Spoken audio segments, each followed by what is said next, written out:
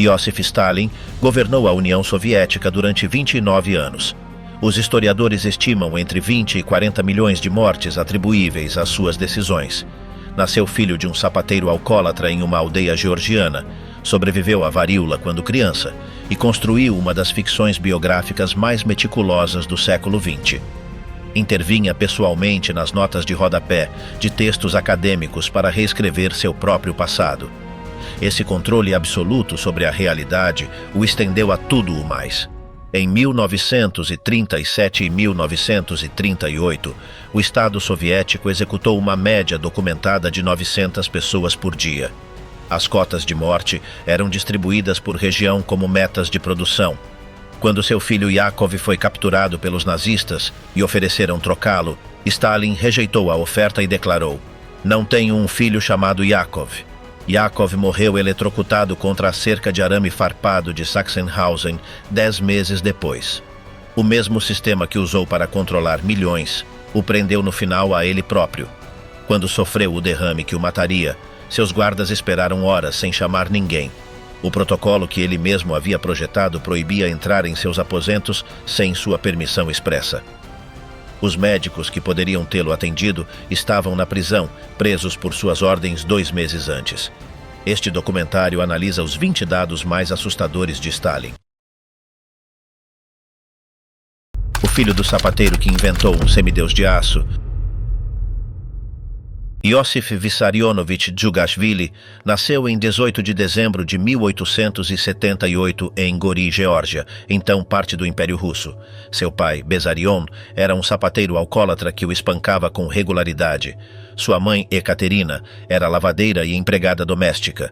O menino cresceu na miséria absoluta de uma região periférica do Império, em uma cidade onde o russo era a língua estrangeira e o georgiano, a língua dos dominados. Quando criança, sobreviveu à varíola, que lhe deixou cicatrizes no rosto. Uma infecção óssea no braço esquerdo o deixou com essa extremidade permanentemente mais curta que a direita e com dificuldades de movimento que o isentariam mais tarde do serviço militar ativo na Primeira Guerra Mundial. O pé esquerdo tinha 2 dedos fundidos. Era, em termos físicos, um homem marcado desde a origem. E converteu essa história de carências e marcas na matéria-prima de uma mitologia. Desse origem, construiu uma das ficções biográficas mais deliberadas do século XX, quando adotou o nome de Stalin, derivado da palavra russa stal, aço. Não estava escolhendo um pseudônimo revolucionário qualquer. Estava fundando um personagem. O nome anterior, Koba, havia tomado de um bandido lendário do folclore georgiano, um ladrão que roubava dos ricos para dar aos pobres. Essa romantização da violência como ato de justiça não era acidental. Stalin construiu sua identidade inteira sobre ela. No seminário de Tiflis, onde sua mãe o havia enviado com a esperança de que se tornasse sacerdote ortodoxo, o jovem Djugashvili destacou-se no início entre os melhores estudantes. Depois descobriu o marxismo e o mundo do ativismo revolucionário clandestino e começou a negligenciar os estudos. Foi expulso antes de terminar o ciclo. O que o seminário lhe deu foi algo diferente da teologia. O hábito do pensamento doutrinário, a certeza de que há uma verdade única e que aqueles que se opõem a ela estão moralmente equivocados, e a familiaridade com uma instituição, onde a hierarquia e a obediência eram absolutas. Apesar de que utilizar um pseudônimo era normal entre os revolucionários, esse fato demonstra a escala e a meticulosidade do projeto de falsificação posterior. Ao longo de décadas, Stalin interviria pessoalmente na redação de livros de história, na edição de enciclopédias, na correção de artigos jornalísticos e até nas notas de rodapé de textos acadêmicos. Tudo para construir uma versão de si mesmo como pai indispensável da revolução, intelectual formidável e gênio militar incompreendido. Acrescentava anos à sua militância revolucionária nas autobiografias oficiais. Eliminava das crônicas do período aqueles que haviam tido papéis mais proeminentes que ele nos primeiros anos do movimento bolchevique, em particular Trotsky, cuja importância na Revolução de Outubro e na Guerra Civil era inegável e documentada. A distância entre o filho do sapateiro alcoólatra de Gori e o semideus do Kremlin foi fabricada com o mesmo instrumental com o qual depois fabricaria confissões de crimes inexistentes, a coerção sistemática e o apagamento do que contradizia o relato. Sua filha Svetlana, em suas memórias, descreveu um pai que era capaz de grande ternura nos primeiros anos e de uma crueldade gelada depois, um homem que amava os poemas de Pushkin, admirava as histórias de Chekhov e lia em francês e alemão, e que ao mesmo tempo assinava listas de execuções que podiam incluir pessoas que havia visto pessoalmente dias antes.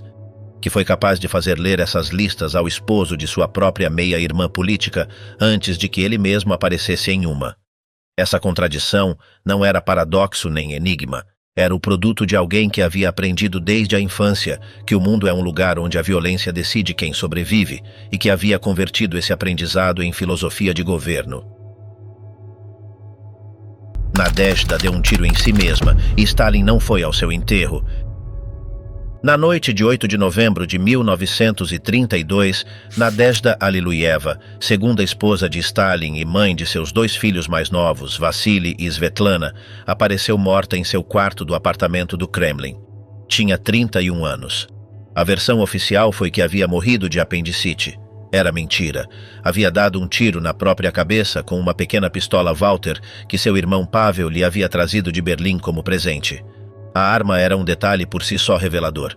As pistolas desse tipo eram objetos de luxo, presentes para pessoas do entorno privilegiado do poder soviético. Nadezhda aguardava entre seus pertences. Na noite anterior haviam comparecido juntos a um jantar no Kremlin para celebrar o 15º aniversário da Revolução. Os testemunhos de quem esteve presente são contraditórios nos detalhes, mas coincidem no clima. Stalin havia bebido e se havia comportado de forma ofensiva. Alguns recordaram que atirou em Nadezhda uma casca de laranja acesa como se fosse um cigarro, ou disse algo em voz alta diante da mesa que a humilhou. Nadezhda se levantou e abandonou o jantar. Uma amiga a acompanhou por um tempo e disse que parecia muito agitada. Ninguém sabe com exatidão o que foi o último que Stalin e Nadezhda disseram um ao outro naquela noite. O que se sabe é que Nadezhda voltou ao seu quarto e naquela mesma noite tirou a própria vida, depois de escrever a Stalin uma carta. A carta é um dos documentos mais misteriosos do século soviético.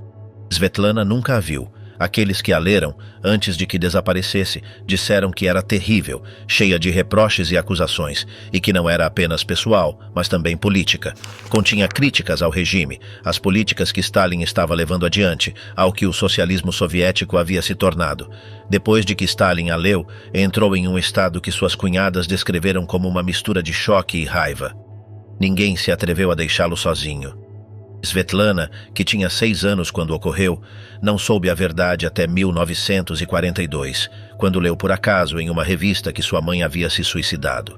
Estava em Kuibychev, a capital de emergência soviética a 660 quilômetros de Moscou, para onde havia sido evacuada durante a guerra, e a notícia lhe chegou com 10 anos de atraso nas páginas de uma publicação que não havia sido censurada a tempo. Começou a fazer perguntas à sua avó e às suas tias. O que reconstruiu foi a história de uma mulher que havia sido muito infeliz nos anos finais de seu casamento, que tinha suas próprias convicções políticas e que havia se sentido traída tanto no pessoal quanto no ideológico. A conclusão de Svetlana não teve ambiguidades. Seu pai havia conduzido Nadezhda ao suicídio por ser o que era. Chamou-o, sem rodeios, seu assassino indireto. A reação de Stalin nos dias posteriores foi reveladora de algo que não era exatamente culpa. Segundo os testemunhos recolhidos por suas cunhadas, Stalin disse que não queria continuar vivendo. Mas o que mais perturbou aqueles ao seu redor não foi a dor, e sim a genuína incompreensão. Perguntava se era verdade que havia sido desconsiderado com ela, se não a havia amado e respeitado. Não era autoexame. Era a incapacidade de entender que outra pessoa podia sofrer por razões que ele não podia perceber. Não assistiu ao funeral. Nunca visitou sua tumba. A partir de então, mandou pendurar fotografias enormes de Nadezhda em seu escritório e na sala de jantar do apartamento de Moscou. O homem que a havia empurrado à morte a converteu em ícone decorativo e seguiu adiante. A fome como arma. A grande fome de 1932 a 33. Entre 1932 e 1933, entre 5,5 e 6,5 milhões de pessoas morreram de fome na União Soviética. A maioria na Ucrânia, onde o fenômeno recebe o nome de Holodomor, que em ucraniano significa literalmente matar pela fome. Não foi uma catástrofe natural. Foi uma catástrofe causada pela carência de políticas públicas. O mecanismo foi a coletivização forçada da agricultura, decidida por Stalin como parte do primeiro plano quinquenal. Os camponeses com terras próprias, os chamados kulaks, que na realidade eram simplesmente agricultores que possuíam sua pequena parcela e empregavam mão de obra ocasional, foram declarados inimigos de classe. Suas propriedades foram confiscadas. Aqueles que resistiram foram deportados para a Sibéria ou executados. Os que aceitaram entregar suas terras e unir-se aos kolkhozes coletivos descobriram que o Estado também confiscava as colheitas, fixando cotas de entrega que em muitas regiões superavam o que a terra podia produzir. Stalin havia formulado a política com uma linguagem que não deixava lugar à ambiguidade. Em seu discurso de 27 de janeiro de 1929, diante de estudantes marxistas, declarou que era necessário esmagar os kulaks, eliminá-los como classe. Atacar os kulaks significa golpeá-los tão duramente que se impeça que se levantem novamente. Não falou em reeducá-los, em integrá-los, em convencê-los. Falou em esmagar. A desculaquização, o termo burocrático que o regime cunhou para o processo, foi na prática uma campanha de expropriação massiva, prisão, deportação e assassinato que entre 1930 e 1934 afetou 2,4 milhões de pessoas, segundo os próprios arquivos soviéticos. Quando a fome começou a matar em massa, o regime não reduziu as cotas, aumentou-as. Enviou brigadas de inspeção às casas para buscar grãos escondidos. Em alguns casos, confiscavam não apenas os grãos, mas também as batatas, as beterrabas e qualquer alimento que houvesse na residência.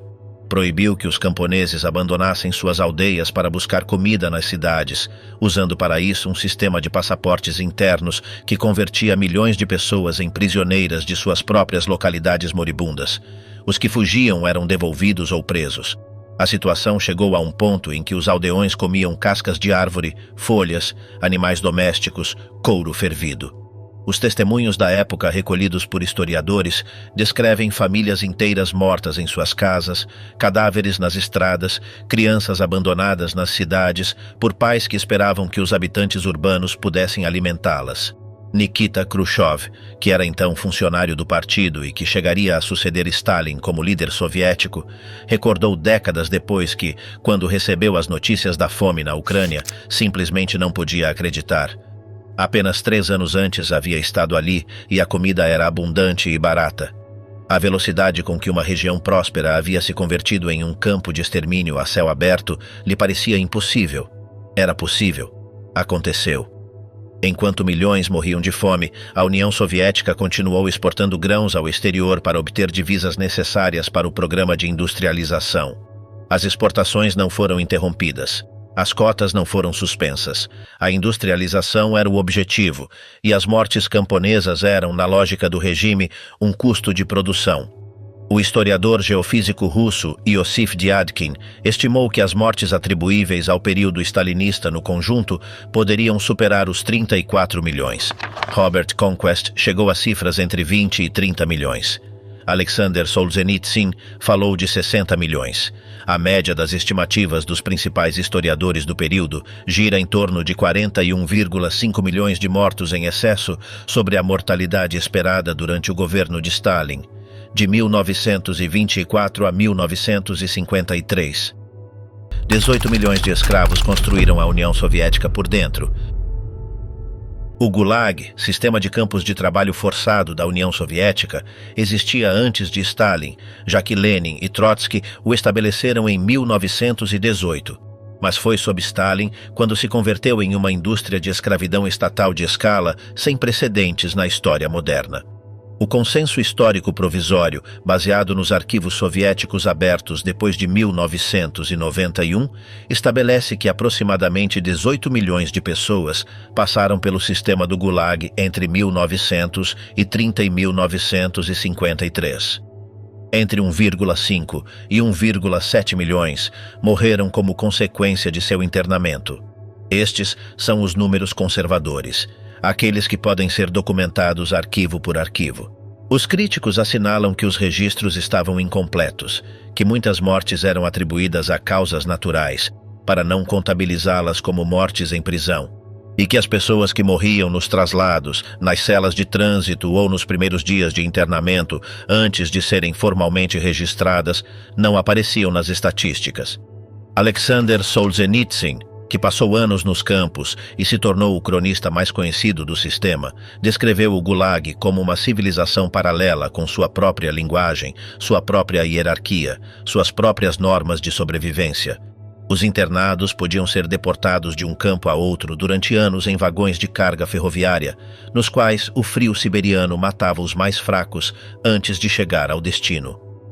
As rações de comida estavam calculadas em teoria para manter vivo um prisioneiro que trabalhava 12 ou 14 horas diárias em condições de temperatura extrema, mas apenas se a administração do campo não decidisse reduzi-las como castigo coletivo, prática frequente. O trabalho no Gulag incluía mineração de ouro e carvão, construção de canais e ferrovias, derrubada de florestas em condições de frio extremo, trabalho em fábricas. O Canal do Mar Branco, construído entre 1931 e 1933, foi uma das obras emblemáticas do trabalho escravo soviético. 227 quilômetros de canal escavados em 20 meses, sob condições invernais por centenas de milhares de prisioneiros usando ferramentas manuais. Os mortos durante sua construção foram enterrados nos próprios aterros do canal. O canal resultou demasiado raso para os navios de carga que deveria servir e foi militarmente inútil desde o início, mas foi celebrado como um triunfo do socialismo e reproduzido em selos postais. No final da Segunda Guerra Mundial, quando os soldados soviéticos que haviam sido feitos prisioneiros pelos alemães foram libertados, em vez de serem recebidos como sobreviventes, foram classificados como suspeitos. A maioria dos 1.836.000 prisioneiros de guerra soviéticos, libertados do eixo ao final da guerra, foi enviada diretamente ao Gulag, acusada de traição à pátria pelo simples fato de terem sido capturados. Stalin havia estabelecido com total formalidade burocrática que render-se ao inimigo, mesmo estando ferido ou completamente cercado, era um crime contra o Estado. Sobre essa lógica se sustentava todo o sistema. A culpa não requeria ato nem intenção, bastava a circunstância. O massacre de Katyn. A Polônia esperou 50 anos pela verdade. Na primavera de 1940, na floresta de Katyn, perto de Smolensk, e em outros 2 lugares da União Soviética, o NKVD executou aproximadamente 22.000 oficiais, policiais, intelectuais e cidadãos poloneses. Os corpos foram enterrados em fossas comuns. As vítimas haviam sido feitas prisioneiras quando a União Soviética invadiu a Polônia Oriental em setembro de 1939, poucas semanas depois de que a Alemanha invadisse pelo oeste, no contexto da divisão do país acordada no Pacto Molotov-Ribbentrop. A ordem foi assinada por Stalin em 5 de março de 1940, junto com as assinaturas de Voroshilov, Molotov e Mikoyan. O documento era uma proposta de Beria, chefe do NKVD, que recomendava que os prisioneiros fossem julgados de forma especial, eufemismo burocrático soviético para a execução sumária sem julgamento. Os 22.000 nomes estavam registrados nos arquivos do NKVD. Cada um tinha sua ficha, seu número de caso, sua data de captura. O extermínio foi meticuloso e administrativo. Os alemães descobriram as fossas em 1943 durante a ocupação da região e organizaram uma comissão forense internacional que determinou que os assassinatos haviam ocorrido na primavera de 1940, quando a zona ainda estava sob controle soviético. A resposta de Moscou foi acusar os próprios nazistas pelo crime. Em 1944, quando o Exército Vermelho reconquistou a zona, Stalin organizou uma segunda comissão oficial que chegou, como estava previsto, à conclusão contrária. Os responsáveis eram os alemães. As datas dos crimes eram de 1941 e 1942. O acadêmico que presidiu essa segunda comissão foi Nikolai Burdenko, presidente da Academia de Ciências Médicas da União Soviética, neurocirurgião eminente que havia desenhado os planos fundacionais dessa instituição científica desde sua cadeira de rodas, depois de uma ferida de guerra que o havia deixado gravemente incapacitado. Era um dos cientistas mais respeitados do país. Sabia perfeitamente que o relatório que assinava era falso. Assinou-o. Essa mentira foi sustentada perante as Nações Unidas, perante o governo polonês no exílio, perante as comissões parlamentares dos aliados ocidentais, perante a opinião pública mundial. Durante décadas, o governo soviético respondia às perguntas sobre Katyn com a mesma acusação: os nazistas. Gerações de funcionários soviéticos repetiram a mentira. Os historiadores poloneses que tentavam investigar o caso eram presos ou silenciados. Os familiares das vítimas que buscavam respostas recebiam, no melhor dos casos, silêncio. Não foi até 1990 quando o governo soviético, sob Gorbachev, admitiu formalmente a responsabilidade do NKVD. Em 1992, os arquivos presidenciais russos liberaram os documentos originais com as assinaturas de Stalin, Voroshilov, Molotov e Mikoyan. Para então, haviam passado 50 anos desde o crime, 4 desde o fim da guerra, e décadas de famílias polonesas sem resposta nem possibilidade de sepultamento. O Grande Terror funcionava com cotas diárias de 900 execuções.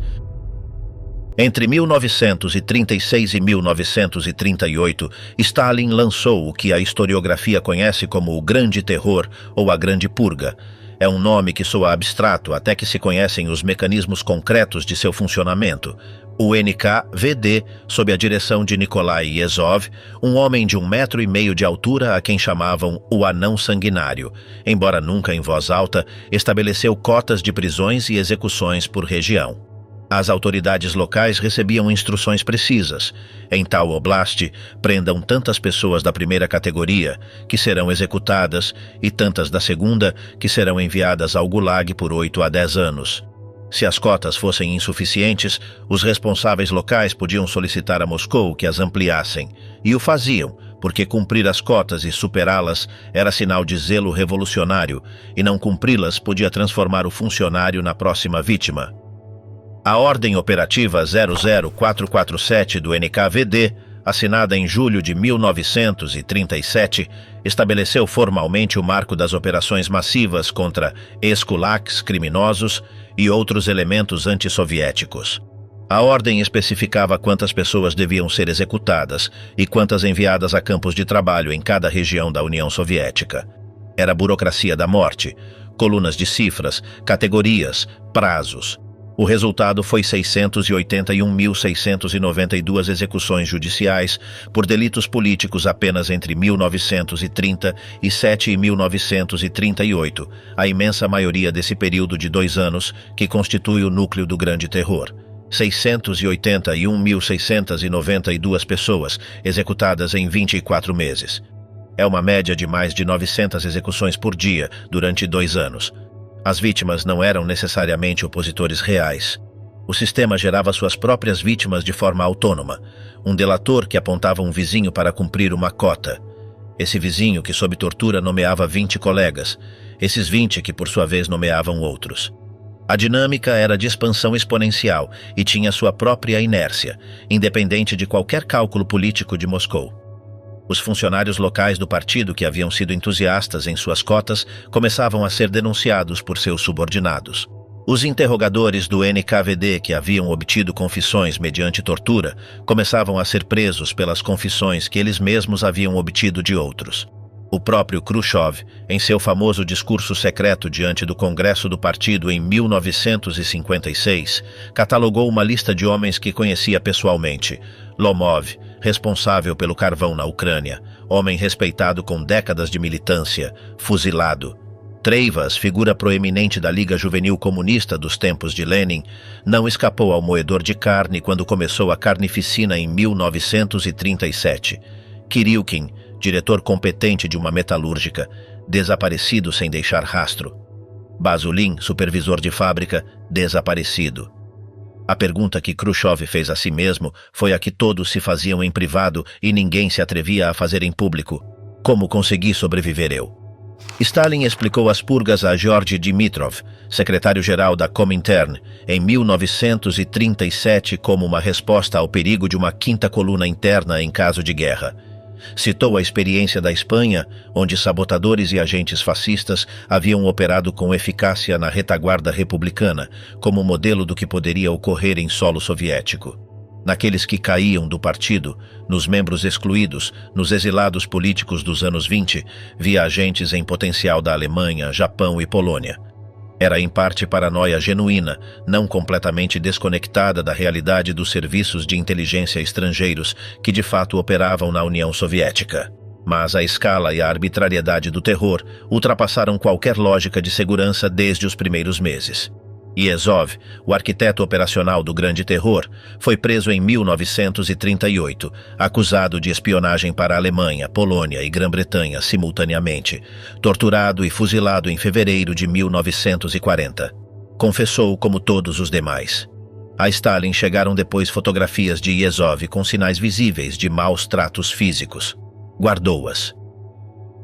O general brilhante, cuja confissão tinha manchas de seu próprio sangue, Mikhail Tukhachevsky, era na primeira metade da década de 1930, provavelmente o pensador militar mais brilhante da Europa. Filho de um nobre, ex-oficial do exército czarista, havia sido um dos arquitetos da doutrina soviética da guerra em profundidade, que antecipava conceitos de guerra blindada e aérea que os alemães utilizariam com eficácia devastadora em 1940. Era elegante, culto, com influências musicais já que tocava e construía violinos, e era perfeitamente consciente de que era melhor estrategista do que a maioria das pessoas acima dele na hierarquia, incluindo Voroshilov, o comissário de defesa, a quem havia criticado em público chamando de incompetentes suas correções aos regulamentos de campo, e quase com certeza melhor que Stalin.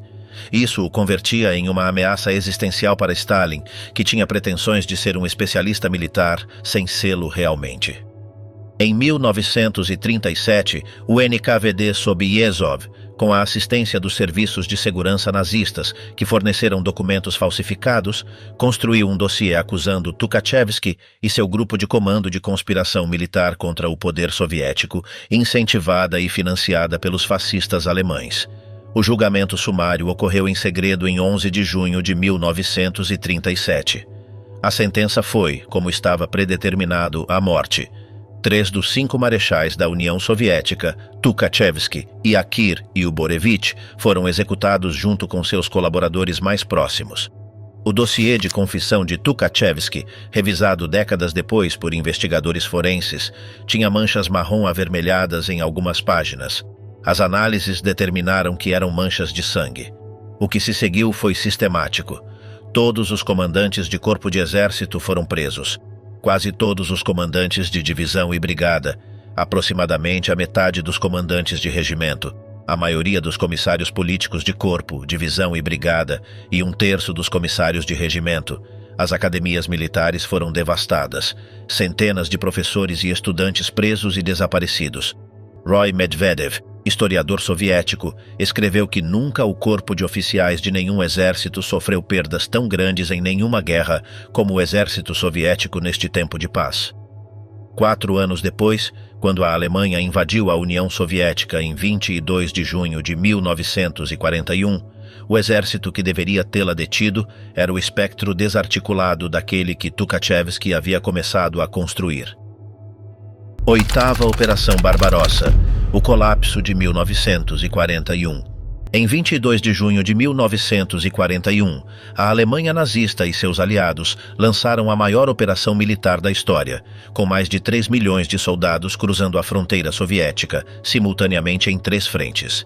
Era a culminação de um processo que os serviços de inteligência soviéticos, incluindo o lendário espião Richard Sorge em Tóquio, haviam reportado com crescente urgência durante meses. Mais de 80 avisos de inteligência sobre o ataque iminente chegaram a Stalin antes de 22 de junho. Stalin ignorou todos. Em seus cálculos pesavam várias convicções que se reforçavam mutuamente. Primeiro, que Hitler não repetiria o erro da Alemanha em 1914 de combater em 2 frentes, enquanto a Grã-Bretanha ainda não se rendia. Segundo, que a informação que chegava de Sorge e de outros agentes bem posicionados era na realidade desinformação britânica desenhada para arrastar a União Soviética à guerra. Terceiro, que qualquer movimento defensivo soviético seria interpretado por Berlim como uma provocação e poderia precipitar o conflito que Stalin queria evitar ou pelo menos adiar. Quando Timoshenko e Zhukov lhe pediram permissão para colocar o exército em estado de alerta máximo dias antes da invasão, a resposta foi negativa. Na noite de 21 de junho, quando os últimos sinais de alerta chegavam da fronteira, Stalin os descartou como provocações de agentes alemães que tentavam gerar um incidente.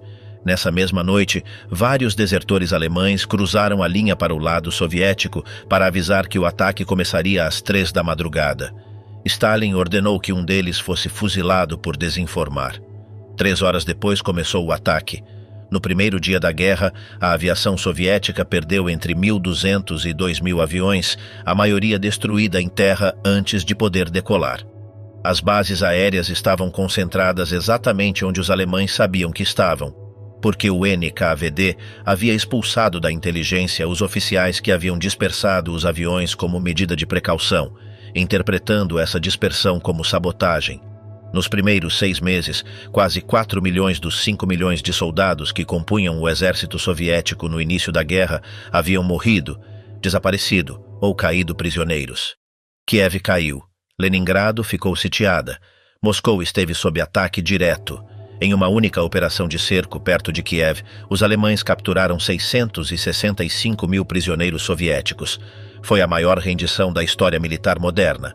Durante os primeiros dias depois da invasão, segundo o testemunho de Anastas Mikoyan, membro do Politburo, Stalin se retirou para sua dacha em Kuntsevo e cortou todo o contato. O historiador militar Volkogonov, que teve acesso aos arquivos presidenciais soviéticos, situou o momento do colapso não no primeiro dia, mas uma semana depois, quando Stalin recebeu a notícia da queda de Minsk. A cidade, capital da Bielorrússia, havia caído em mãos alemãs em menos de 7 dias desde o início da invasão. O livro de visitas do Kremlin registra que durante esses dias o gabinete de Stalin permaneceu fechado. Quando o grupo de líderes do Politburo foi vê-lo na dacha, Stalin apareceu visivelmente perturbado. Mikoyan ficou convencido de que Stalin acreditou por um momento que haviam ido prendê-lo. Molotov, e não Stalin, foi quem falou ao povo soviético pelo rádio no primeiro dia de guerra. O próprio Stalin levou 12 dias para se dirigir à nação, em 3 de julho, quando começou seu discurso com palavras que o regime soviético levava anos proscrevendo por considerá-las demasiado religiosas ou pré-comunistas. Companheiros, cidadãos, irmãos e irmãs. O uso de irmãos e irmãs, com suas ressonâncias de sermão ortodoxo, resumia a dimensão da catástrofe. A ideologia já não bastava, era preciso recorrer à linguagem da tribo. A Ordem 227 e os batalhões de bloqueio. No verão de 1942, quando o exército alemão lançou sua segunda grande ofensiva e empurrou as forças soviéticas até o Volga, alcançando os arredores de Stalingrado e enviando uma cunha blindada em direção ao Cáucaso, rumo aos campos petrolíferos, Stalin emitiu a Ordem número 227. Sua frase central se tornou uma das mais conhecidas da guerra. Nem um passo atrás, resistir ou morrer. O que com frequência se omite na narrativa é o que vinha depois dessa frase, no corpo técnico e operativo da Ordem. A Ordem estabelecia a criação de batalhões de barricada, ou unidades de bloqueio, formações armadas situadas na retaguarda das unidades combatentes com instrução expressa de disparar contra qualquer soldado soviético que recuasse sem autorização. Os que abandonavam o fronte por conta própria podiam ser fuzilados por seus próprios camaradas antes de chegar à linha de retaguarda. Stalin citou explicitamente o modelo alemão. As mesmas medidas haviam sido adotadas pelo alto comando da Wehrmacht depois de seu fracasso diante de Moscou em dezembro de 1941, e, segundo ele, haviam tido um efeito estabilizador decisivo na disciplina alemã. Era, em sua lógica, uma boa prática militar que o exército soviético devia emular. A Ordem também criava os batalhões penais, os Strafbats, compostos por comandantes e comissários condenados por ações covardes ou confusas, aos quais se atribuía permanentemente os setores mais perigosos do front. Era uma sentença de morte disfarçada de punição disciplinar. Os condenados eram enviados para atacar posições fortemente defendidas com apoio de artilharia insuficiente, para cruzar campos minados em missões de reconhecimento forçado, para defender posições que o comando sabia que seriam atacadas por forças muito superiores. A morte era o resultado estatisticamente esperado e a sobrevivência era a anomalia. Um terceiro elemento da ordem era a criação de esquadras defensivas dentro das divisões que mostrassem sinais de vacilação, cuja função era, na prática, vigiar seus próprios companheiros e reportar qualquer ato que pudesse ser interpretado como covardia ou desobediência. A Ordem 227 nunca foi impressa nem distribuída como texto escrito que os soldados pudessem conservar. Foi lida em voz alta a todas as unidades combatentes. Seu efeito sobre o resultado da Batalha de Stalingrado tem sido objeto de considerável debate histórico. Alguns historiadores sustentam que o medo dos batalhões de bloqueio contribuiu para a resistência nos momentos mais críticos da defesa da cidade. Outros assinalam que a maioria das execuções de desertores documentadas ocorreu não durante os combates, mas nos períodos de reorganização posterior, e que os soldados que resistiram em Stalingrado o fizeram primordialmente por razões de camaradagem, desespero territorial e convicção ideológica, não porque tivessem uma metralhadora nas costas. O que é indiscutível é o que a ordem representava como declaração de princípios. Um Estado que ameaçava seus próprios soldados com a morte pelas mãos de outros soldados soviéticos se não morressem pelas mãos do inimigo. O soldado soviético em 1942 combatia entre duas linhas de fogo, ambas com munição real. Povos inteiros colocados em trens sem saber para onde os levavam. Em 28 de agosto de 1941, o Soviete Supremo emitiu um decreto dissolvendo a República Socialista Soviética Autônoma dos Alemães do Volga, uma comunidade com mais de 2 séculos de história na Rússia, descendente dos colonos alemães que Catarina, a Grande, havia convidado a se estabelecer nas estepes do Volga no século XVIII. Seus habitantes, que em sua maioria nunca haviam pisado na Alemanha e cuja língua cotidiana era um dialeto alemão misturado com empréstimos do russo, foram deportados em massa para a Sibéria e o Cazaquistão, sob a acusação de que poderiam colaborar com os invasores nazistas. O decreto não apresentava evidência de colaboração real. A evidência era a etnia. Nos anos seguintes, o mesmo procedimento foi aplicado a outros povos inteiros, desta vez não nas semanas posteriores à invasão alemã, mas inclusive enquanto a guerra continuava. Os chechenos e inguxes foram deportados em fevereiro de 1944. A operação foi dirigida por Beria com 100.000 soldados do NKVD, mais forças de apoio. Em menos de 2 semanas, 650.000 pessoas foram obrigadas a abandonar suas casas e a subir em vagões de carga ferroviária sem aquecimento em pleno inverno do Cáucaso. Suas propriedades ficaram confiscadas. Seus nomes de lugar foram eliminados dos mapas. A República Checheno-Ingush foi dissolvida. A justificativa oficial era a colaboração com os alemães, embora os arquivos militares do período documentassem que a resistência partisana nessa região havia sido considerável. Os Kalmyks, os Karachais, os Balcars e os Tártaros da Crimeia foram deportados em operações semelhantes.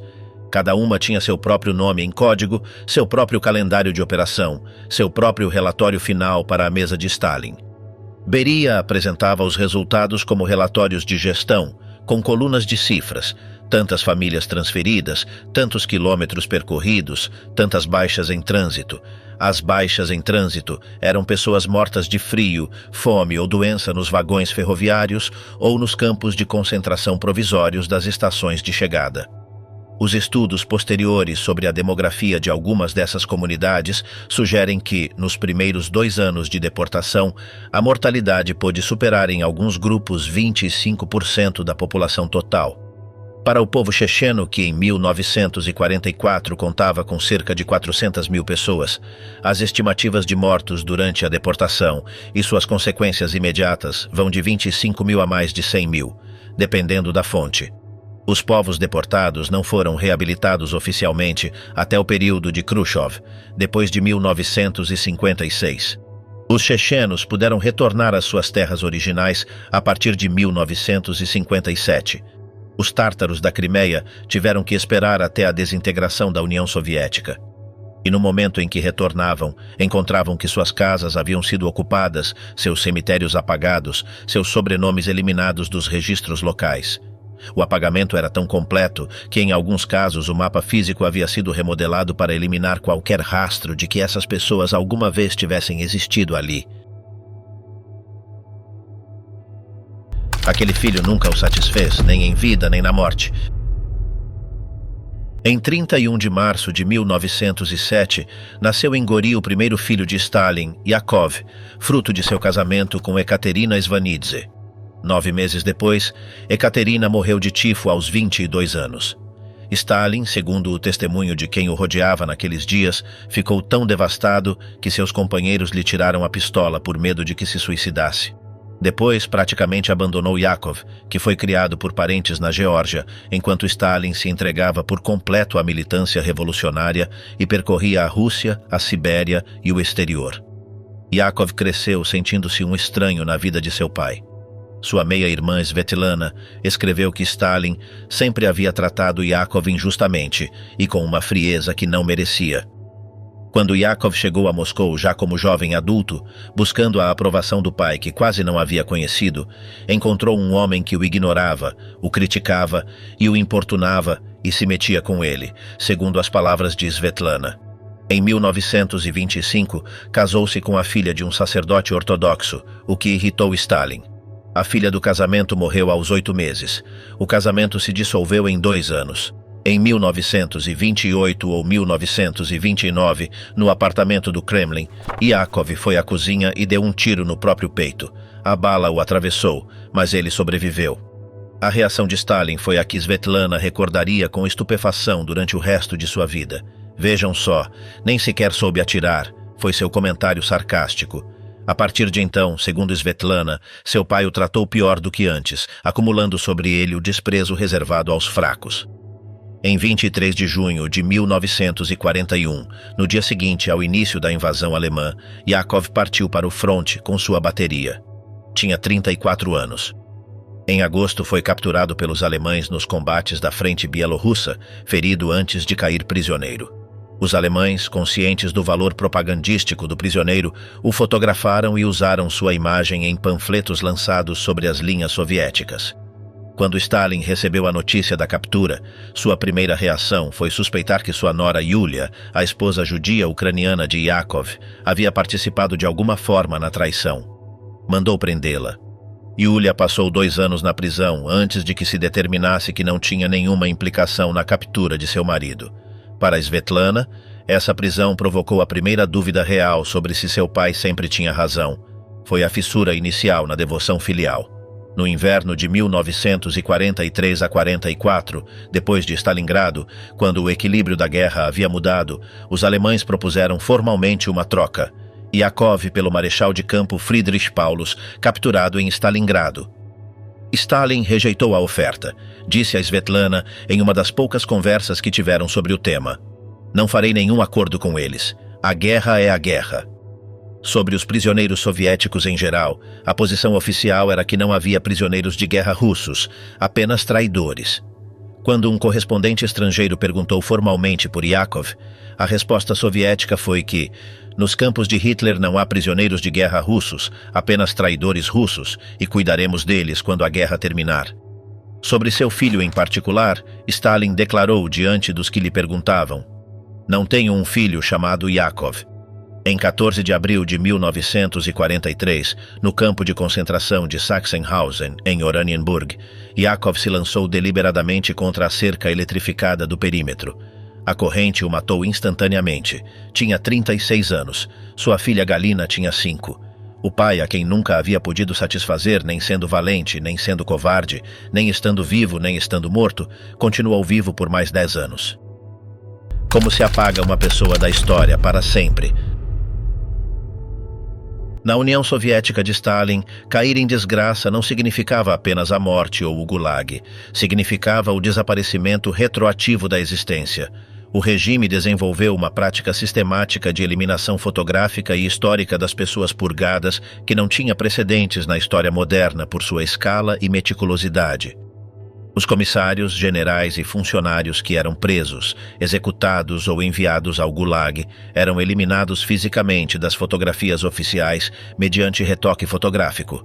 Os retocadores, artesãos anônimos que trabalhavam para os arquivos do Estado, pintavam com aerógrafo ou pena sobre as cópias das fotografias, apagando figuras, preenchendo o fundo, ajustando as composições para que ninguém notasse a ausência. Em muitos casos, o resultado era visualmente tosco, com sombras que não coincidiam ou com espaços de fundo que pareciam demasiado vazios. Mas a fotografia retocada era a fotografia oficial, e desafiar essa oficialidade na União Soviética dos anos 30 e 40 não era uma opção disponível. As enciclopédias eram reeditadas com suas entradas apagadas ou reescritas. Os livros de história eram revisados para eliminar os nomes dos purgados ou atribuir seus feitos a outros. Aos assinantes da grande enciclopédia soviética eram enviadas pelo correio novas páginas com instruções de substituir as páginas que continham informação sobre os caídos em desgraça, recortando ou colando o material novo sobre o antigo. Era um exercício de atualização bibliográfica que tinha a lógica kafkiana de tornar o leitor participante na destruição da memória que o rodeava. Cada cidadão que obedecia e substituía as páginas de sua enciclopédia se convertia, em um sentido microscópico, em cúmplice do apagamento. O caso mais documentado visualmente é o de Nikolai Yezhov, o chefe do NKVD que dirigiu o Grande Terror de 1936 a 38 e que assinou as ordens de execução de centenas de milhares de pessoas. Era tão identificado com esse período que o tempo do terror recebeu na memória popular o nome de Yezhovshchina, a época de Yezhov. Quando por sua vez foi purgado em 1938, sua imagem foi eliminada de todas as fotografias oficiais. A foto mais conhecida o mostrava junto a Stalin caminhando pela margem do canal de Moscou, com o sorriso próprio de dois homens no poder. Depois do retoque, Stalin aparecia sozinho à margem do canal, sem nenhuma figura ao seu lado, como se sempre tivesse caminhado sozinho. O fenômeno não se limitava a indivíduos.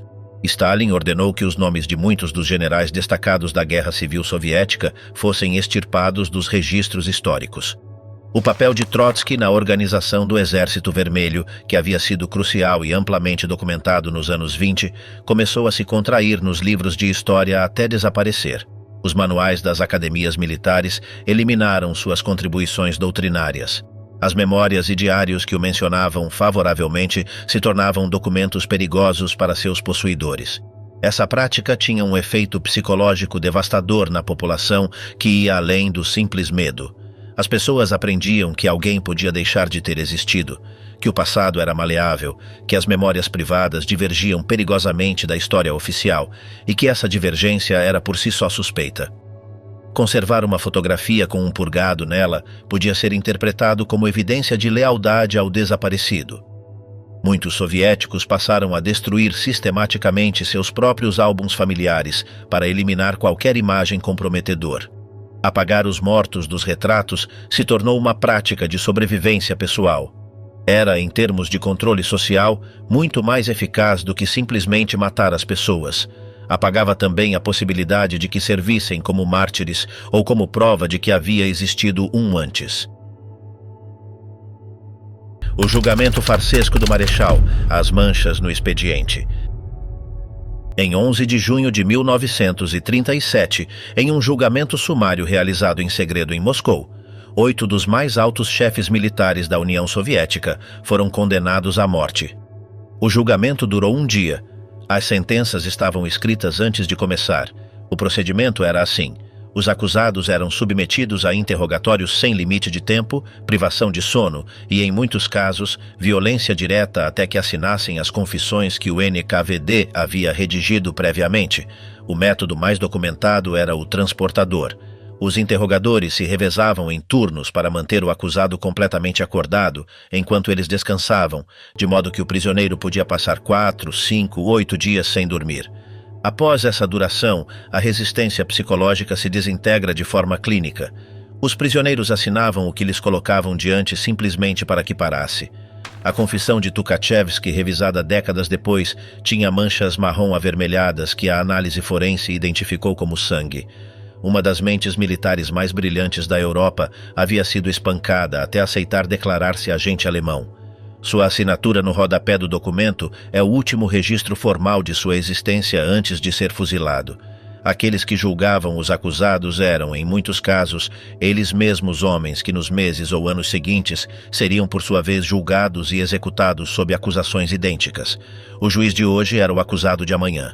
Essa rotação não era uma falha do sistema, mas sua lógica inerente.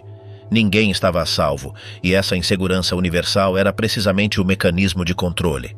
O mesmo ocorreu com os grandes julgamentos públicos de 1936 a 1938, os chamados julgamentos de Moscou. Figuras históricas da Revolução, homens que haviam estado junto a Lenin, que haviam construído o Estado Soviético, confessavam em público haver sido espiões da Alemanha, Japão e Grã-Bretanha simultaneamente, haver sabotado fábricas, haver planejado assassinatos e haver negociado a entrega de territórios soviéticos a potências estrangeiras. As confissões eram detalhadas, fluidas, específicas em datas e lugares e, em aparência, completamente voluntárias. Os observadores ocidentais que assistiram aos julgamentos ficaram desconcertados.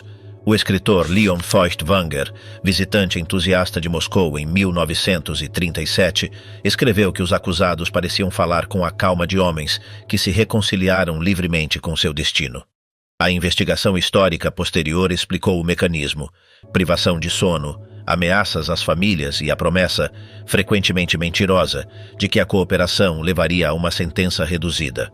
Os acusados aprendiam, nas semanas prévias ao julgamento público, que resistir era inútil. Quando chegavam ao tribunal, estavam psicologicamente destruídos, haviam ensaiado suas declarações com os interrogadores e, em alguns casos, lhes haviam prometido explicitamente que suas famílias não seriam tocadas se cooperassem. A promessa raramente se cumpria. Nikolai Yezhov, o homem que havia supervisionado milhares dessas sessões, foi por sua vez submetido ao mesmo processo em 1938. Confessou também. Foi fuzilado em fevereiro de 1940. O disparo que matou Kirov justificou anos de terror. Em 1º de dezembro de 1934, Sergei Kirov, chefe do Partido Comunista em Leningrado, membro do Politburo e secretário do Comitê Central, foi baleado em seu próprio escritório no Instituto Smolny. O assassino era Leonid Nikolaev, um militante do partido ressentido por ter sido expulso da organização. A pergunta que os historiadores têm debatido durante décadas é se Stalin ordenou o assassinato. Svetlana, que conhecia Kirov desde criança e o descrevia como um dos nossos, um velho colega e amigo, que visitava com frequência a casa da família, recusou em suas memórias acreditar que seu pai tivesse dado a ordem. Preferiu atribuí-lo a Beria. Mas os fatos que se seguiram são difíceis de explicar sem implicar Stalin. Nas horas posteriores ao assassinato, Stalin viajou pessoalmente a Leningrado para interrogar o assassino. Nikolaev foi executado poucas semanas depois, junto com todos os seus familiares e conhecidos próximos. Os responsáveis pela segurança de Kirov, que haviam permitido que Nikolaev acessasse o edifício, foram condenados a penas menores que foram imediatamente comutadas. Morreram mais tarde em circunstâncias obscuras. Nos meses e anos que se seguiram, o assassinato de Kirov foi utilizado sistematicamente como justificativa para cada nova onda de prisões e execuções. Stalin converteu a morte de seu amigo no certificado de origem do Grande Terror. E o que é mais perturbador, Kirov era, em 1934, um dos poucos membros do Politburo que às vezes se atrevia a discordar de Stalin. No Congresso do Partido desse ano, havia recebido mais votos que Stalin nas eleições internas. Os documentos revelaram depois que o aparato burocrático do partido havia destruído cédulas para reduzir a diferença. Kirov era popular, era moderado, e na lógica do poder de Stalin, isso o convertia em perigoso. Destruiu seu próprio exército 3 anos antes da maior guerra. Existe um dado que sintetiza a irracionalidade do terror stalinista melhor do que qualquer outro. Entre 1937 e 1939, nos 3 anos imediatamente anteriores ao maior conflito da história europeia, Stalin destruiu o corpo de comando do exército mais grande do mundo. Segundo os dados obtidos dos arquivos soviéticos, aproximadamente 35 mil oficiais de alto escalão do Exército Vermelho foram executados ou enviados ao Gulag durante a purga. Todos os comandantes de corpo de exército foram presos. Quase todos os comandantes de divisão e brigada, a metade dos comandantes de regimento. As academias militares perderam centenas de instrutores. Professores com décadas de experiência, doutores em ciência militar, especialistas no combate mecanizado e na aviação que haviam estudado e teorizado durante anos sobre como se travaria a guerra do futuro. Os pilotos experientes que haviam combatido na Espanha e nos conflitos da fronteira com o Japão foram presos junto com os projetistas que haviam construído seu arsenal. O engenheiro Andrei Tupolev, mente mestra do programa de bombardeiro soviético, passou anos na prisão em uma charashka, laboratório de pesquisa para prisioneiros, desenhando aviões desde uma cela. As forças aéreas soviéticas nunca se recuperaram completamente desses golpes antes do início da guerra. A doutrina da guerra em profundidade que Tukhachevsky havia desenvolvido e que antecipava os conceitos que os alemães aplicariam com eficácia devastadora na França em 1940 foi abandonada junto com seus criadores. Alfred Hieber, em sua análise de Stalin como comandante militar, assinala o paradoxo brutal. Nos anos 30, o exército soviético estava no caminho de se converter na força de combate mais formidável da Europa. Em 2 anos de purgas, Stalin o converteu em uma instituição decapitada, aterrorizada e incapaz de exercer iniciativa tática independente, porque fazê-lo podia custar a vida. Os oficiais sobreviventes haviam aprendido que era mais seguro esperar instruções de Moscou do que agir por conta própria, ainda que as instruções chegassem tarde ou fossem equivocadas. As derrotas catastróficas de 1941 foram em parte consequência direta desse aprendizado da inação. O exército que enfrentou a Alemanha em junho daquele ano era o mesmo que Stalin havia esvaziado de liderança competente 3 anos antes. Zhukov ganhou a guerra e Stalin não pôde suportar. Georgy Zhukov foi o comandante militar mais destacado da União Soviética na Segunda Guerra Mundial. Dirigiu a defesa de Moscou nos momentos mais críticos de dezembro de 1941, quando os alemães estavam a menos de 20 quilômetros do Kremlin. Planejou a operação que fechou o cerco sobre o 6º Exército Alemão em Stalingrado, sendo o responsável operativo da manobra que capturou mais de 300 mil soldados alemães. Comandou em Kursk, a maior batalha de tanques da história. Liderou o avanço final sobre Berlim na primavera de 1945. Quando a Alemanha se rendeu, foi Zhukov quem assinou o ato de rendição incondicional em nome da União Soviética. Era o homem que havia ganho a guerra. E Stalin não podia suportá-lo. Nos dias prévios ao desfile da vitória de 24 de junho de 1945, surgiu uma discussão sobre quem deveria comandar a formação a cavalo pela Praça Vermelha. Stalin expressou inicialmente sua intenção de fazê-lo ele mesmo. Disseram-lhe que não sabia montar a cavalo. Ensaiou. O cavalo o derrubou. A honra coube a Zhukov, que cavalgou à frente das tropas vitoriosas diante das câmeras do mundo inteiro. Stalin sentou-se no palco do mausoléu para observar. O que se seguiu nos meses posteriores foi um processo sistemático de redução. Em 1946, apenas 1 ano depois do fim da guerra, Stalin convocou o Conselho Militar Supremo, com a participação dos marechais e dos membros do Politburo, para revisar um documento que acusava Zhukov dos crimes mais graves. Ambição pessoal desmedida, reivindicações falsas de haver planejado ele sozinho todas as grandes operações vitoriosas, proteção de oficiais desafetos. O documento foi preparado por Abakumov, chefe do Smersh, o serviço de contra-inteligência militar, que havia construído um dossiê sobre Zhukov durante anos e o descrevia como um homem perigoso, comparável a Tukhachevsky. A reunião do Conselho Militar foi uma das mais extraordinárias da história soviética. Os marechais, em um gesto de coragem coletiva notável dado o contexto, recusaram-se quase unanimemente a respaldar as acusações mais graves contra Zhukov. Stalin teve que se contentar com rebaixamentos progressivos. Zhukov foi transferido para o comando do Distrito Militar de Odessa, afastado de Moscou e de qualquer papel de influência real. Meses depois foi enviado ainda mais longe, ao Distrito dos Urais. O processo continuou com a revelação de que Zhukov havia enviado para sua casa na Rússia 7 vagões ferroviários carregados de objetos de valor tomados da Alemanha ao final da guerra, incluindo pinturas, tapeçarias e artigos de luxo. Era verdade, havia feito isso. Também o haviam feito Beria, Malenkov e dezenas de outros funcionários, mas apenas o dossiê de Zhukov foi utilizado ativamente. O que Stalin não fez foi prendê-lo nem executá-lo. provavelmente porque Zhukov era demasiado conhecido no mundo exterior e demasiado querido pelo exército para que seu desaparecimento passasse sem consequências. A popularidade de Zhukov, que era precisamente o problema, era também sua única proteção. Em 1953, depois da morte de Stalin, Zhukov retornou a Moscou.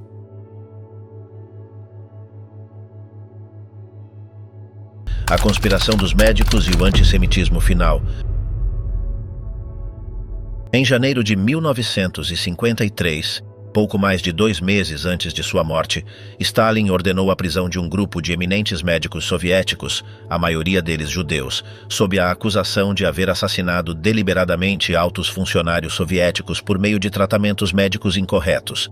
Entre os acusados estava o professor Vladimir Vinogradov, médico pessoal de Stalin durante anos e um dos especialistas em cardiologia mais respeitados do país. O caso havia começado com uma carta da cardiologista Lydia Timashuk, que em 1952 escreveu às autoridades informando que os médicos que haviam atendido Andrei Zhdanov, secretário do Comitê Central morto em 1948, haviam aplicado um diagnóstico incorreto que poderia ter contribuído para sua morte. Timashuk era colaboradora informal dos serviços de segurança, fato que não era incomum entre o pessoal médico do Kremlin. Todos eram vigiados e muitos eram informantes. Quando sua carta chegou a Stalin, 5 anos depois dos fatos que descrevia, o resultado foi imediato e brutal. Stalin ordenou que Vinogradov fosse acorrentado. Disse ao ministro da Segurança do Estado, Semyon Ignatiev, com total precisão: "Se não obtiver confissões dos médicos, encurtaremos você pela cabeça." Zhukov, que esteve presente em algumas dessas conversas, descreveu Stalin gritando como um louco ao telefone, exigindo que batessem nos médicos, até reduzi-los a pó e transformá-los em cinzas. O idoso Vinogradov, que havia dedicado décadas ao serviço médico do Estado soviético e que havia cuidado de Stalin pessoalmente, foi acorrentado e espancado nas celas da Lubyanka. Quase todos os médicos confessaram os crimes que lhes eram imputados. Timashuk recebeu a Ordem de Lenin por sua contribuição à segurança do Estado. Foi uma honra que lhe retiraram 6 semanas depois da morte de Stalin, quando o novo governo reconheceu que toda a história havia sido uma fabricação.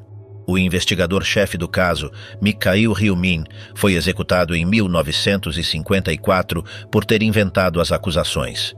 O antissemitismo de Stalin não era um acidente tardio de sua velhice, mas uma constante que atravessava décadas. Em 1948, a campanha oficial contra o cosmopolitismo, termo que no vocabulário soviético da época era um eufemismo transparente para se referir aos judeus, já havia feito dezenas de vítimas proeminentes. Solomon Mijoels, diretor do Teatro Estatal Judaico de Moscou, foi assassinado em uma operação do MGB projetada para parecer um acidente de trânsito. O Comitê Antifascista Judaico foi dissolvido e seus membros presos. Svetlana descreveu seu pai acusando Polina Molotova, esposa de Molotov, de fazer parte de um centro sionista e ordenando sua prisão apesar do desespero de Molotov, que era membro do círculo mais íntimo do poder. Molotov não protestou em voz alta. Votou a favor da prisão de sua própria esposa quando o Politburo colocou a questão em votação, porque não fazê-lo teria sido suicida. O complô dos médicos foi, segundo a análise posterior de Zhukov, o prelúdio planejado de uma purga final destinada a eliminar alguns dos colaboradores mais próximos de Stalin. A lista incluía Beria, possivelmente Molotov e Mikoyan. O modelo era o de 1936 a 38. Primeiro os espetáculos públicos com confissões, depois as execuções dos membros do círculo interno. O mecanismo estava em funcionamento quando Stalin caiu fulminado por um derrame cerebral em 1º de março de 1953. Nunca se soube com certeza se o próprio Stalin estava consciente de até onde levaria o processo que havia posto em marcha, ou se simplesmente o havia iniciado como havia iniciado tudo, com a convicção de que podia controlá-lo até o fim. Vasily Stalin, destruído pelo privilégio e abandonado ao morrer seu pai. O caso de Vasily Stalin, filho do ditador com Nadezhda Alliluyeva, é a história de alguém destruído não pelo terror, mas pelo privilégio sem estrutura e pelo abandono final. Vasily era um bêbado desde a adolescência. O próprio Stalin, segundo Svetlana, tinha o costume caucasiano de dar vinho aos filhos desde pequenos, costume que sua mãe Nadezhda havia visto como um presságio de desastre. Os professores da escola onde Vassili estudava bombardeavam Stalin com queixas sobre seu comportamento e seus maus resultados, sem efeito algum. Em 1938, aos 17 anos, Vassili ingressou na Escola Militar de Aviação de Katia, na Crimeia, e tornou-se piloto. Durante a guerra, realizou 29 missões de combate, o que lhe dava certa legitimidade castrense real. Mas sua carreira foi construída com base em seu sobrenome, não em sua competência. Ao final da guerra, tinha 24 anos e o posto de tenente-general. Em 1947, foi nomeado chefe da aviação do Distrito Militar de Moscou, embora todos soubessem que era um alcoólatra que já não podia pilotar seu próprio avião. Em 1952, Stalin ordenou que fosse removido do cargo depois que sua desobediência às ordens causou vários acidentes de aviação durante o desfile do Dia do Trabalhador na Praça Vermelha. Quando Stalin morreu em 1953, Vassili descobriu que, sem o sobrenome como escudo, era vulnerável. Foi preso em abril de 1953, julgado e condenado a 8 anos de prisão por desvio de recursos, abuso de poder e outras irregularidades que haviam sido toleradas durante anos, simplesmente porque era o filho de Stalin. Morreu em 1962, aos 40 anos, em Kazan, sozinho, após anos de doença alcoólica e múltiplos encarceramentos. A catástrofe que ele criou e depois tentou vencer. Existe um paradoxo central no desempenho de Stalin como comandante em chefe durante a Segunda Guerra Mundial, que a historiografia levou décadas para articular com clareza. O mesmo homem que em 1937 destruiu o corpo de comando do maior exército da Europa, que em 1941 ignorou 80 avisos de inteligência sobre a invasão iminente, que nesse mesmo ano permitiu que quase 4 milhões de soldados morressem ou caíssem prisioneiros em 6 meses, é o mesmo homem que 4 anos depois presidiu a vitória sobre a Alemanha nazista. Como isso ocorreu é uma das perguntas mais complexas da história militar do século XX. A resposta parcial que emerge dos arquivos é que Stalin aprendeu, a um custo catastrófico em vidas humanas, a delegar aos comandantes que demonstravam competência real. Zhukov, Rokossovsky, Vassilevsky, Chuikov. A geração de generais que venceu a guerra era, em muitos casos, a geração que havia sobrevivido às purgas ou que havia ascendido depois delas. Homens que compreendiam o combate moderno porque o haviam estudado e praticado, sem os dogmas doutrinários do período anterior. Stalin continuou interferindo nas decisões operacionais durante toda a guerra, às vezes com consequências desastrosas. Mas gradualmente aprendeu, ou foi forçado a aprender, quando ouvir seus generais. Também contou com a geografia, a demografia e a indústria. A evacuação de mais de 1.500 fábricas para o leste dos Urais nos primeiros meses da guerra, uma operação logística sem precedentes na história, permitiu que a produção industrial continuasse enquanto o fronte ocidental colapsava. Em 1943, a União Soviética produzia mais tanques, mais aviões e mais artilharia do que a Alemanha. E tinha mais homens. A demografia soviética, com sua população de 170 milhões frente aos 80 milhões da Alemanha, era a longo prazo uma vantagem decisiva, embora nos primeiros anos da guerra tenha servido apenas para alimentar a carnificina. A Batalha de Stalingrado, de agosto de 1942 a fevereiro de 1943, foi o ponto de inflexão. A Operação Urano, que fechou o cerco sobre o 6º Exército Alemão em novembro de 1942, foi uma obra de planejamento operacional de primeira ordem, concebida por Zhukov e Vassilevsky. Stalin a aprovou e teve a disciplina tática suficiente para não interferir em sua execução. O resultado foi a rendição de 91 mil soldados alemães, incluindo o marechal de campo Paulus, e a virada estratégica da guerra na frente oriental. A vitória de 1945 foi real. Também o foi o custo. A União Soviética perdeu entre 26 e 27 milhões de pessoas durante a guerra, uma cifra que ainda hoje é difícil de compreender em sua magnitude. A Alemanha perdeu aproximadamente 7 milhões. A diferença entre esses dois números é, em parte, a medida do preço que a União Soviética pagou pelos anos em que Stalin havia destruído o exército que deveria tê-la defendido. pelos meses de 1941, em que ignorou os avisos e deixou 4 milhões de soldados morrer ou cair prisioneiros, e pelos 2 anos de 1942 e 1943, em que continuou tomando decisões operacionais que seus próprios generais o advertiam que eram equivocadas. Cada um desses milhões de mortos adicionais tem um endereço de retorno ao mesmo gabinete do Kremlin. A morte que chegou tarde demais para alguns, cedo demais para outros. Em 1º de março de 1953, por volta das 6 da manhã, um dos guardas da Dacha de Kuntsevo encontrou Stalin caído no chão de seu quarto, incapaz de se levantar ou de falar com coerência. Havia sofrido um derrame cerebral massivo durante a noite. A garrafa de água mineral na mesa de cabeceira permanecia fechada, o que sugeria que havia caído antes de conseguir alcançá-la. Durante horas, ninguém chamou um médico. O protocolo de segurança do regime que o próprio Stalin havia construído exigia permissão expressa do próprio Stalin para que qualquer pessoa, incluindo os guardas, entrasse em seus aposentos sem ser chamada. Sem essa permissão, os guardas não se atreviam a agir. Esperaram. Alguém tentou telefonar para os responsáveis superiores. As ligações demoraram a ser levadas a sério.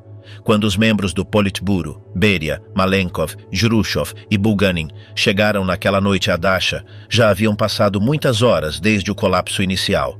O que aconteceu em seguida foi descrito depois por Khrushchev com um nível de detalhe que não ocultava a vergonha. Beria, ao ver Stalin inconsciente no chão, em vez de chamar imediatamente os médicos, fez um comentário que seus colegas interpretaram como de alívio ou até de satisfação em relação ao que aquela incapacitação poderia significar politicamente. Quando mais tarde naquela noite, Stalin deu sinais de querer se recuperar, o tom de Beria mudou de forma notável. Só então os médicos foram chamados.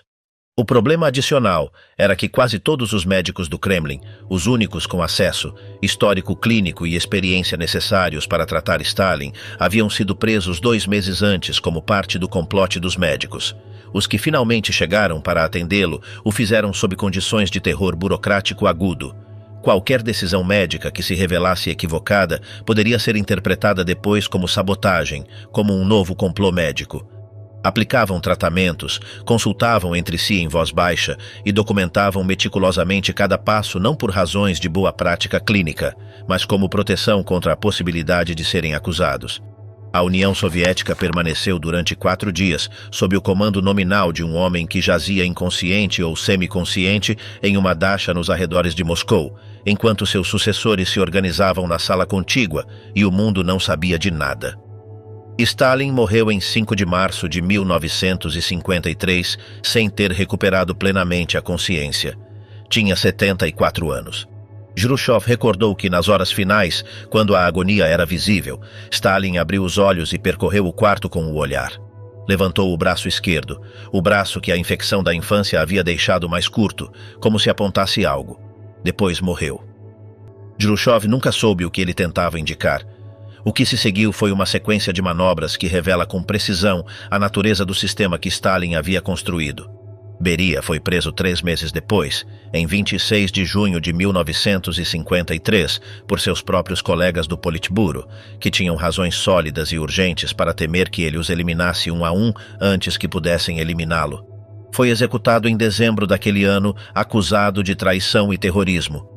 O processo foi tão rápido e tão desprovido das formalidades que o próprio Beria havia ajudado a estabelecer que seus executores reconheceram depois que a sentença estava decidida antes do julgamento. A grande enciclopédia soviética, que em sua edição vigente tinha uma extensa entrada sobre Beria, com fotografia oficial, enviou a seus assinantes uma carta solicitando que recortassem essas páginas e as substituíssem por novas páginas sobre o mar de Bering, incluídas no mesmo envio postal, com instruções de uso. Era exatamente o mesmo procedimento que havia sido usado para eliminar Yezhov, Tukhachevsky, Zinoviev, Bukharin, centenas de comissários e generais antes dele. O sistema construído para apagar outros apagou finalmente seu próprio administrador, com a mesma eficiência burocrática e a mesma indiferença em relação ao indivíduo que o havia caracterizado desde o início.